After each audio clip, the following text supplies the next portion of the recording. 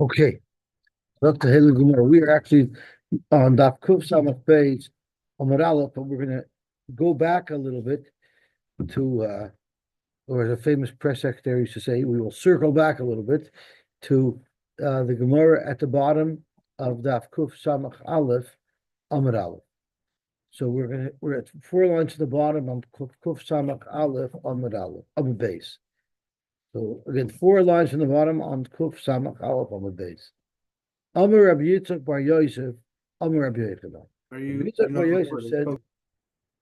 said, Sorry, I apologize. It just they've changed where it says you're recording. "Good." Super good. Okay. Oh, I also want to say good morning to Rabbi Levi, or good afternoon to Rabbi Levi. Wow. He's on, yeah. Rabbi Levi, we're always very honored. The whole Oilam over here is very honored when we get to spend a couple of minutes with you every day. Should be in and start. Right. Amar Rabbi Yitzchak Bar Yosef, Amar Rabbi Yechanan. Kol mechkin kulan tzorch sheyichtayv kiyumehain. The Rashbam takes out the word v'dein. So what does it mean? Tzorch lichtayv kiyumehain. So the Rashbam tells us as follows: Kol mechkin kulan tzorch sheyichtayv kiyumehain v'loy garsinon v'dein. Upirish kol mechkin she'enon b'makom shvir v'kayim. So if any part of the star, but not right at the end, required a correction, which we discussed earlier, Daminal il Diksherim, you could make a correction in a different part of the star. But you could only make a correction if at the end of the star, when it's being finalized, those corrections that were made earlier in the star were validated. Nowadays, if we make a correction on a check, you have to initial where you made that correction. But there, what they would do is, thank you so much, Monty. There they would write at the end of the star, right before Shvir V'Kayim, Tarech L'Kaimon V'Soif HaStar L'Fnei Shvir V'Kayim. So they before they would write at the end of the star, Hakol Shvir V'Kayim, they would stick in the correction made on line 3 is valid. The correction made on line 5 is valid, and then Hakol Shvir V'Kayim, and then under that the Eidim would sign. Shem Einon Mikoyamin. If they were not mentioned at the end of the star as being validated, Ikala Memar, Shemochak, Vizayev, Vegia Kertsoinoi, Lacha Shenichtav Star, Ulacha Shechos Moyadim. After a star is complete that says, for instance, that Schumann knows Reuben $100,000, what stops Reuben from changing the 1 into a 2? So if there's any mark that looks like there's erased or modified or anything written in between the lines, at the end, before the Eidim sign, it has to specifically refer to those and stating that they're valid.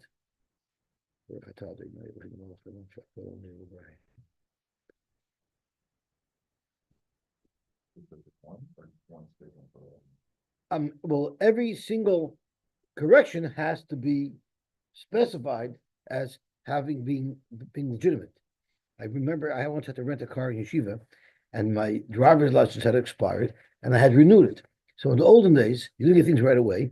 At the when you went in to renew your license, they didn't have pictures in those days. They would stamp it that it's extended for 90 days from the expiry date, and then in those 90 days, they would expect you to get your license. So I went there, and the problem is it was past 90 days, and I didn't have my other license. So they wouldn't rent me a car. They were stuck. I wouldn't get home from yeshiva. So the geniuses who work in these rental places took a red marker, and I put a 1 in front of the 90. And they took it, because they thought my license was extended for 190 days. So I didn't have to be Mekayim at the end before Shvir Mekayim. B'tzorech sheyachzor. That's the next line. So Zok the Gemara weiter. B'tzorech sheyachzor me'inyan shel star b'shita achroina. The last line of a star should never have any new information. It should only have information that has already been mentioned in the star, and it should act as a review. My timer, what is the reasoning for this? Turning on to Kuf Samach Beis Amar Aleph, Amar Amram, Lefi She'ein Lemedin Mishita Achroina. We never ever give any credence to the last line. So therefore, anything important that you write in the last line is going to be ignored. Therefore, don't write anything important in the last line. And there's a reason why this is done. And let's see the Rashbam.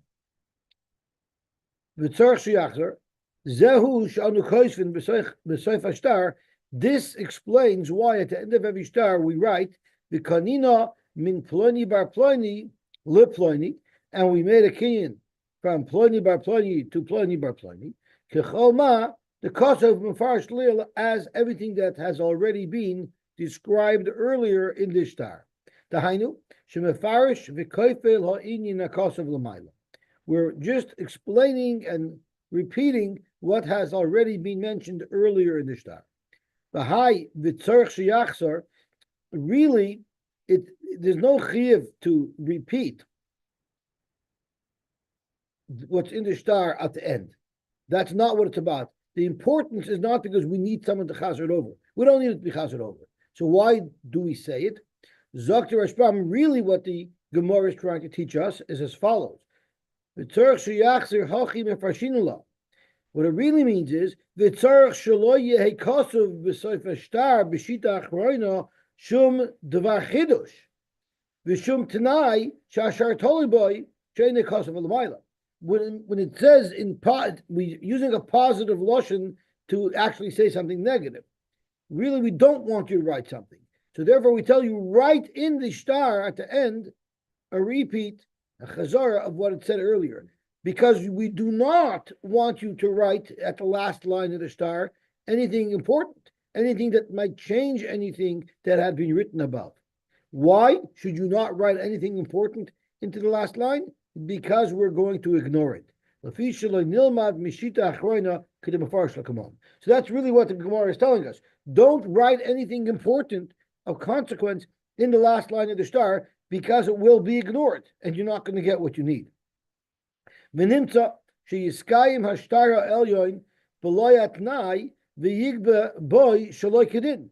going to happen is if there's an important tnai in there, we're going to ignore it. So let's say the tnai is you could only collect $100,000 from Shimon if he doesn't lose 10 pounds. And let's say, and if you write that tnai, if he doesn't lose 10 pounds, what's going to happen is we're going to ignore that and we're going to allow you to collect with it anyway, because anything written in the last line will be ignored. We're going to collect from this star, using this star, even though the tnai at the end was not niskayim, because we ignore anything in the last line. So therefore, I'm sorry? Correct. A kol shur v'kayim. Isn't that kol shur v'kayim written right after the last line before it? Yes. So why is there a little bit in the line? That's a beautiful, beautiful question. Hold that for a second. That's a beautiful question. That's what Tosfos discusses. Ella, if you're writing a kol shur v'kayim, so then very good point. So let's hold that for a second. Let's finish the Rashbam and then we'll see like this. Ella b'dvarim she'ein lanu tzorich behen. You know what you should write in the last line? Information that's of no consequence.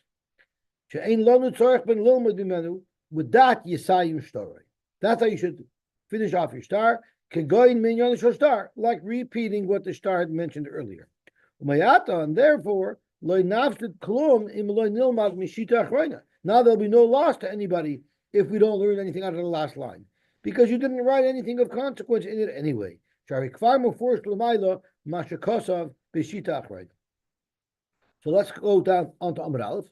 Amar Vamar, you know why?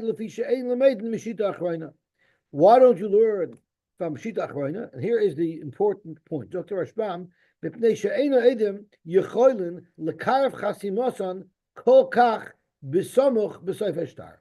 it's very hard for the Edom to sign so close to the writing above what they're signing, where it would be impossible to add anything in. So they automatically umanichin revach bein hashtar l'chasimosa. They're always going to leave a little bit of empty cloth, of empty paper, between the text of the star and where they're going to sign. And that creates a tremendous danger for fraud, because v'yochel adam l'zayif u'lahoisef bein time shita achas. Now, the holder of the star can add another thing inside that last line. We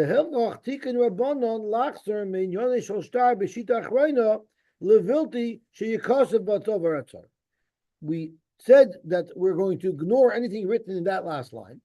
And therefore, whatever you write in there better be a chazara, because if it's something that you want to use it to change the meaning or the chiyuv of the shtar, it will not work. Sharei. The Bach changes this a lot to imloy zayfu. So let's look at the Bach. Sharei, where levilti shikos of a dover at tzarich. The hashta now that we discount the last line, imloy yizayfu v'yosifu la'achar zman. If they're not cheating here and they added something afterwards, ein onu mafsidin klum. We don't lose anything. Imloy nilmat himena. So let's say there's space in between where the text of the shtar is and where the Edom signed. What if they don't add anything important there? So they don't have ill intention and they don't do anything wrong. There's no loss to us. Imloy nilmat himena. They write something generic in there. There's no loss there. Because whatever you wrote in that last line had already been written earlier. The gamim zaifu, but what if someone does have ill intention and he wants to strip a line in that space that will have an impact? And he'll add something in, then we don't care. Because it will not have any impact, because as we said a moment ago, Uv'she'ein kosov b'shtar shrir v'kayim mayri. So now the Rishbam addresses Dovid's kasha. This whole issue is only if you don't write shrir v'kayim, because if you wrote shrir v'kayim, then this whole thing is not an issue, because anything above shrir v'kayim would be legit, and anything below shrir v'kayim would be not legit. So even if Adam left some space between the shrir v'kayim and their signature, adding anything would have no effect. Exactly as Dovid mentioned. Came near be'enai, tam hadavar uperushay the ikar, that is pshat. Tosfos actually has a whole discussion nowadays. Do we write hakol shrir v'kayim or not? So let's just take a little bit of a nash in Tosfos. I don't think we could learn the whole Tosfos, but Tosfos talks about this, and that's what I meant before. I forgot what the Rishbam said, but I remember Tosfos talks about it. The v'she'ein l'meidin b'mein in those days. It's funny, Tosfos is talking about Tosfos is like in the 1100s. B'mein in the olden days, shrir v'kayim b'pshutin shalahem. They did not write shrir v'kayim in the get poshet shalem. In other words, in the get makusher maybe. Could amar gabi makusher leil. We said according to Rav Huna, by get makusher they would add hakol shrir v'kayim at the end to make sure there's no security risk. But by a get poshet they didn't do that. And that's why they had to set up so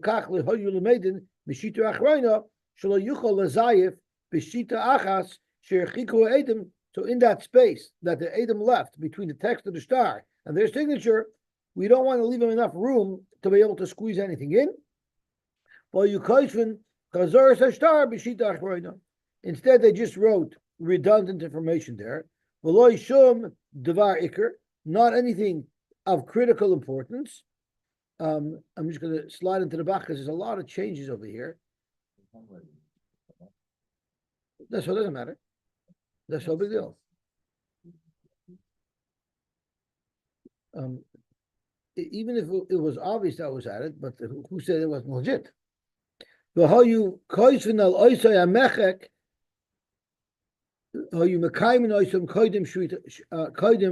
that they wanted to write would have to be before the last line. Because afterwards you will not accept any changes or anything of consequence in that line. So if that's the case, it's a practical issue. Why is it that nowadays it's the normal practice lichtoiv kiyum mechekim achar v'konina minei?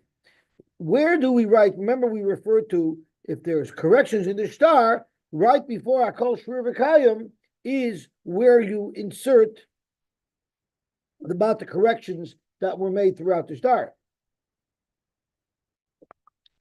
But the problem is, if you didn't write Shrir V'Kayim, so if you write this after V'Konina Minei, Now we have to slide back into the Bach.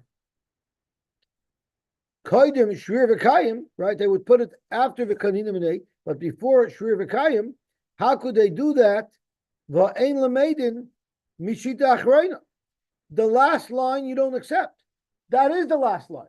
So how could you certify any mistakes made earlier by listing them in the last line? We don't certify, and we shouldn't be able to certify because logically, ve'ein lach lameidin gadol mizeh. Imagine if you could make any correction in the star and then squeeze into the last line to validate it. So how could we do that? We shouldn't accept something written in that last line right before our kol shrir v'kayim after the kaninim. How could we accept that? This is very exposed to fraud. Even shtar kosher v'loy shrir v'kayim. Since you don't write shrir v'kayim at the end, so the last thing is the kaninim. The last thing you're writing is validating an earlier correction. So now you could change anything you want anywhere in the star and then just write a validation.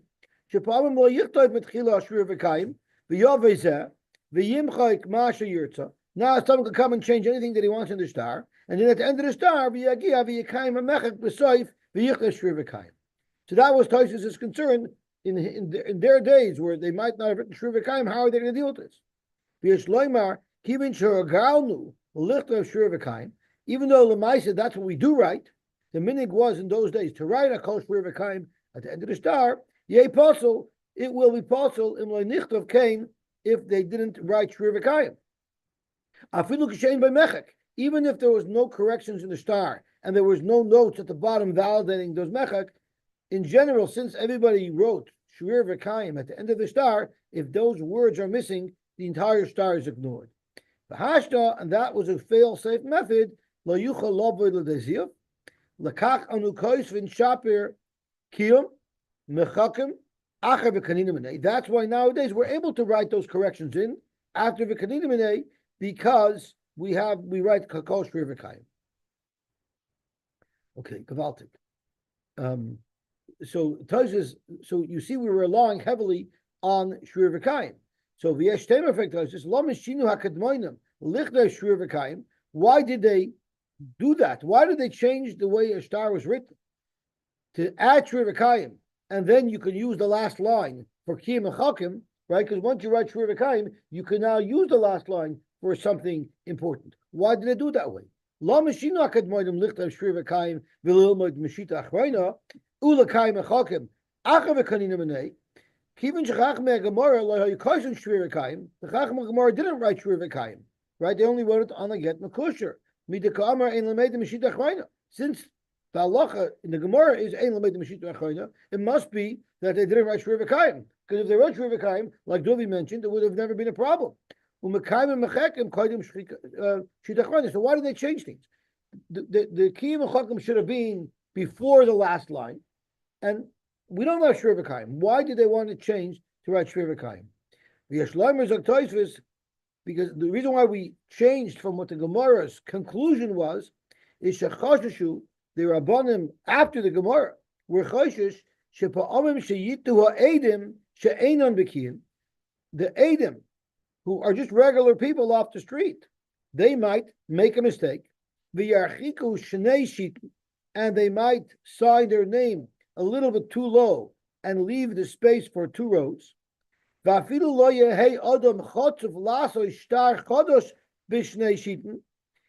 though nobody would have the gall to write a whole new star in those two lines, meaning he won't cut off everything earlier than that. And now you have a blank two lines with Edim signed. So even though someone wouldn't have the gall to do something like that, because that's an obvious forgery, the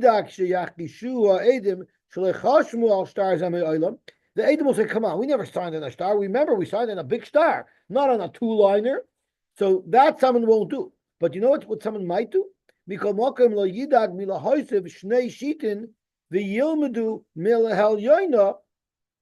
I won't make a whole new star in those two lines, but I'll add into those two lines something of consequence.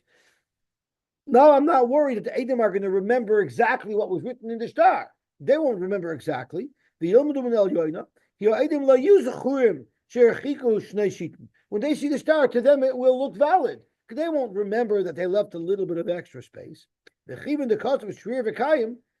once it says Shrir V'Kayim, L'meidin B'Tuv Mishita Achroina, then you could use the last line. So that was the whole problem. The whole problem was, if by mistake Edim signed a little bit too low, and they can add 2 lines, then you're going to have a big problem. When you have a Shrir V'Kayim, there is a hard red line that you cannot write anything underneath it. Okay, Gavaltic. So you see there's a lot of discussion as to how they wrote stars. It was pretty interesting historically how stars were written and how the way it was written was actually evolved over time. Okay, Zok Gemara. But one thing you do see, the Tosha doesn't say that this was done. Tosha says they made it the Kohen because we're afraid it could be done. So at least they're not like legislators nowadays. At least they were proactive, not reactive. Okay. Zok to Gemara weiter. Zok to Gemara weiter. Omer le Rav Nachman or Rav Amram. Minoloch ha. How do we know this halacha of ein lemedin mishita achrayna? Zok to Gemara. Omer le de Tanya. We have a brisa that says that. Hirchik esa edim shnei shitin min aksav posel. If Edim left 2 blank lines before they signed, that star will be possible. But shita achas, if they only left 1 blank line, kosher will be kosher. So we can ask a kash on the brisa. Maishno shnei shitin dilma mezayev v'chosav. Why is it that if a aid leaves 2 blank lines, the star is possible? Because it's opening up the star for ziyuf. And notice it's possible even if no one wrote anything. The mere fact that they didn't follow the proper protocol puzzles the star. Shita achas nami mezayev v'chosav. If they left even 1 line over, wouldn't that open us up to the same security risk? 1 line is not a concern. You know why? Because that we would have ignored. But if you leave room for 2 lines, then they can write a first line something that's not correct, and then they'll put a second line in with something that's inconsequential. Let's see the Heilige Rashbam. If it doesn't say Shrir V'Kayim, afilu yesh edim shaloi noisef boy davar ziyuf. Even if we have edim that say this star is exactly the way it was written, nothing was added on in these 2 blank lines. After the edim signed, it's still possible. The star is possible minei ubei shaloi nasa k'tiknu chachamim uchamil v'al pedam. So therefore, it would not create a shibud. It would not have the impact of what a star needs to have because it wasn't written with the proper syntax. So even though technically in this scenario there's no security risk, it still is an invalid star. Is possible. You could write 2 lines that are fraudulent, and the first of those 2 lines will be impactful. Dr. Gemara weiter. The Gemara wants to know a good child. What about Shito Mechzamai? You don't leave a full 2 lines, left a line and a half. So first Tosh just makes very clear, it doesn't mean 1 line and then you fill up half the next line, because that's not the question. The question is, let's say a line, when you use a word processor, when you use Microsoft Word, you actually can set how big each line is. So let's say a line is a half an inch, and you didn't leave a full inch, you left 3/4 of an inch. So they left the space for a line and a half. What would the halacha be? What would the halacha be? Zog to Gemara Toshma. Hirchik esa edim shnei shitim. Let's go back to the same brayso we just learned on the Aleph. If the edim left 2 blank lines in between the ksiva and where they signed, the halacha is min aksav. So the Bach sticks in hirchik esa edim shnei shitim min aksav. Posel, it's posel. So we can be medayik from that. Hashita umechza kosher. It's dafka if they left 2 full lines. Anything less than 2 full lines would be kosher. The problem is a moseifa. Let's look at the very next case in this brisa. Shita achas, that would be kosher. So let's make a dik. Shita achas would be kosher. The maximum that you could leave blank would be 1 row. Hashito Mechta would be possible. So we have contradictory mashmoyis from the Reshit to the Seifa. Elameha leka lamash mamina. We can't bring any raya from that brisa that we had on the Manal. Zokter Shpam elameha leka lamash mamina. Chada dafka. One of them is right. Oisef Aresha. We just don't know which one. The Tana ha'atava. Okay. Zokter Gemara weiter. My havayala. So what was the conclusion with this shaila? Tashma, we do have a raya, conclusive raya. The Tanya. Hirchik es ha'edim shnei shitin min aksav pasul, and the Brisa says beferish pachos mikan kosher. So this is a open and shut raya. It's clear because the Brisa specifically says, as the response says, pachos mikan kosher dainu shito mechta. Beautiful. So that means if they left two full lines, that's where there's a problem. Anything less than that is not a problem because I guess it would be have to written in a funny way, and therefore it wouldn't be a raya. Okay, gewaltig. Dr. Heilige Gemara weiter. This is a very interesting Gemara. We're going to now bring a raya from Hilchos Sukkah to Hilchos Shtaris. Hayu arba v'chamisha edim chasumin al ashtar. V'nimtza echad men karav v'pos. What if there are 4 or 5 edim signed on the shtar? You only need 2. And what if there were some relatives or psulim that were also signatories to the shtar?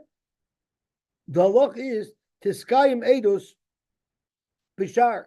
As long as there's 2 kosher edim on the shtar will be valid. Now we do know if you left 2 blank lines, the shtar would be puzzled. But if in those 2 blank lines, kroivim or psulim signed, and then underneath that you had your edim, that will be kosher. So it's interesting that if you leave it blank, it's puzzle. If you fill it with garbage, it's going to be kosher, right? That's an interesting concept. Zok Gemara, this is a right to Chizkiya's halacha in Hilchos Sukkah. I'm sorry, Chizkiya said also in our halacha. Malay b'kroivim, if you filled it up with kroivim kosher, v'yaltatama. Don't think it doesn't make sense that why should psulim be better than nobody at all? Sherei avir sukkah posel b'shloisha. If your schach is 3 tvachim or more away from the wall, that wall is not part of your sukkah, and therefore your sukkah will be posel if that's your 3rd wall. But schach posel barba. But if you have schach posel, you could go up to 4 amas. So if we actually have a place in our sukkah where there's blank space between the wall and the schach because it's up against our house and there's the overhang of the eaves, right? So our schach didn't reach. We don't bother putting schach in that last space. So we have to make sure that it was less than 3 tvachim, because if it wasn't, then we have to add schach posel so that we can extend our range. So you see, Klor, that nothing could be more harmful than posel schach. Let's see the response. You don't have a problem. I'm sorry. My kids it was too high. My kids had chumras vreemd. You could, but we didn't put anything there. You know how much a mat costs? Zok to Gemara. And every time I walk into Warner's, I see those 3 rolls of stock sitting there. Zok to Gemara. Hayu arba oichamisha edim chasumim al ashtar. V'nimtzu shnayim harishayim kroivim oipsulim teskayim edus b'shayir misayel lechizkiya damer mileyu b'kroivim kosher. Pirish mihaya bein aksav la'edim. If between the text of the shtar and edim was chalak, was empty paper, kishir shnei shit, the size of 2, the height of 2 rows, umilei makam achalak b'kroivim, and you had posela edim sign in that blank space, hashtarahu kosher, that star would be kosher, even though leaving it blank would be possible. And when you're mekayim the star, of course, it's mishar ha'edim shaboy. You can't use posela edim to validate a star. You'll validate the star with the kosher edim there.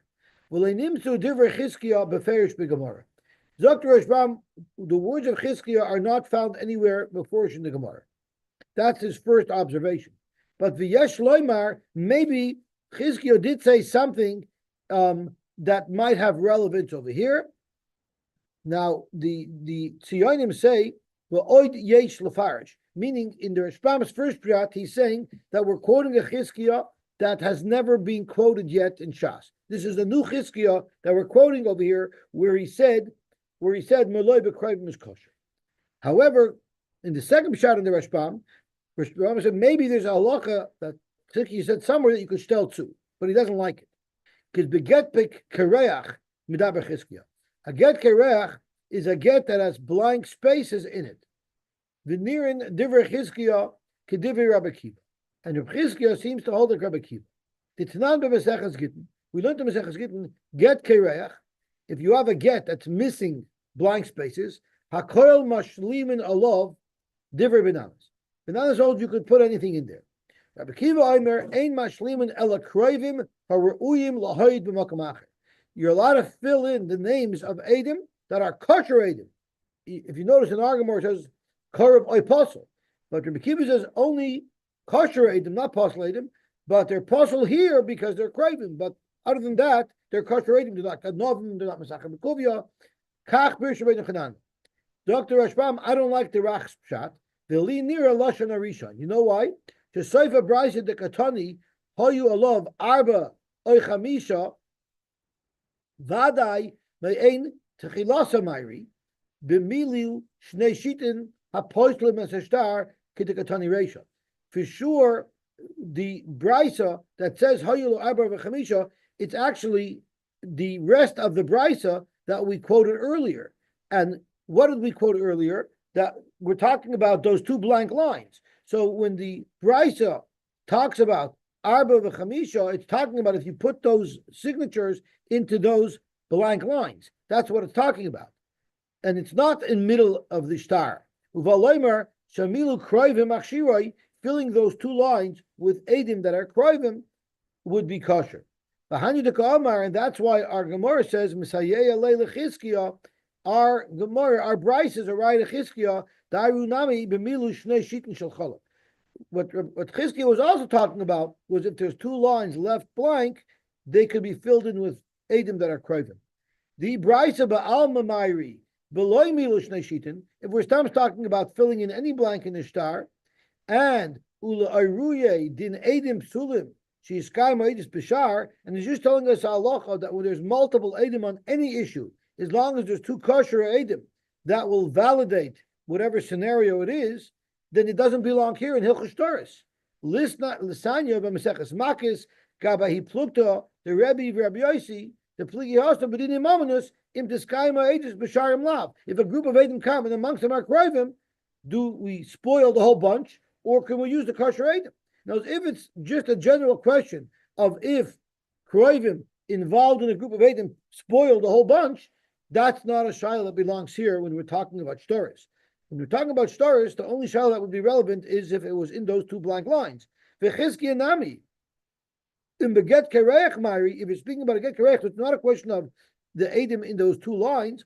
Ma tzarech siyum in a brisa. Why would we bring a raya to Chizkiah from our brisa of how you are above chamish edim? It's a mefurish mishnah. That's where the machlokes Rabbi Akiva is. The mislis negittin the benanis Rabbi Akiva yachlosaya. So that's why he doesn't like this pshat, and that's why the Rashbam says that we're not referring to any other case in Shas. This is a specific case about putting these partial edim in these two lines that Chizkiah or nobody talks about anywhere, discussed here only. Okay, let's see the Rashbam over here. Don't be blown away by this chiluk. But the milui b'psulim la'edis is kosher. Sharei sukkah v'hiyois ba avir shloshet tvachim psula. If there's air space where the schach does not reach the walls, that sukkah would be possible. But the milui b'schach possible. But if you use schach possible, and this is really what doif and akuma is. We look at the pasul schach that's horizontal, that's connecting your schach to the wall. We look at it like it's part of the wall, right? That's why if you want to cut out a skylight in the middle of your living room and there's 3 feet on all the sides around, right? That would be kosher because we look at that ceiling space as if it's an extension of your wall. That's doif and akuma. She'ein schach pasul. Poisel ela barba tefachim. It's 4 tefachim. I thought it was 4 amas. Okay, oops. It's 4 tefachim. Rabbi Yudai Goyin, Nami Mukila, La de Chizkiya, the Hilchas Edush Shalai. Rabbi Yudai Goyin also says that Chizkiya was talking about regular Hilchas Edush, going to have a Karev Chasim Bereisha. So he says that when you have these Pasala Edim signing on something, you always should have the Pasala Edim sign first, but the last Edim sign should be the kosher ones. Rav Nachman, so it shouldn't be a conflict with what Rav Nachman said.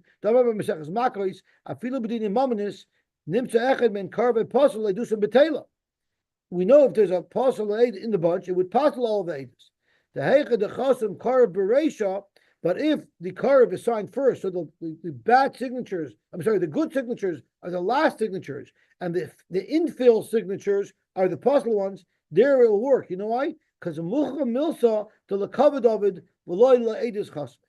If they sign before the last two Edim, we'll call that an infill, and they're just giving it a vote of confidence, but the intention of those Edim signing is not to validate the star. So then we don't look at it like it's a whole group of Edim, from which some of them are puzzle. Rather, they're just this cheering squad, the puzzle Edim, but the real Edim are separate and distinct, not part of the same group, are signed below.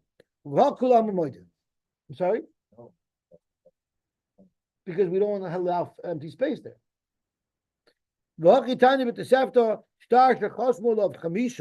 If 5 people sign the star, Kroivim Ipsulim Tiskaima Edus Bishar. Now Tosfos has a long discussion as to, in fact, do these signed Edim have to be all the way at the end, the kosher Edim, or it doesn't matter? Because it doesn't really say beferish in our Gemara that they have to kosher Edim have to have signed at the end. The Rashbam is saying that because he doesn't want to conflict with Rav Nachman. But if you look at the Tosfos over here, Nimtza Echad Men Yesh Tema. Nimsa Echad Men Karve Apostle Kosher, Uler Bekiva Karv Mia Kosher, just not apostle. Ubein Betchila, Ubein Besaif, Ubein Beemtza Kosher. Use from Bekiva would be that no matter where these apostle Edim would be, if they're Krivim, they would be kosher. Midalai Kavia, Le Mokad. You don't find that Rabbi Kiva said only if they're at the end. Right? The Rashbam is the one who brings that out because he wants to make them distinct from the rest of the Edim. But you don't see anywhere beforish that in fact that's the way it has to be.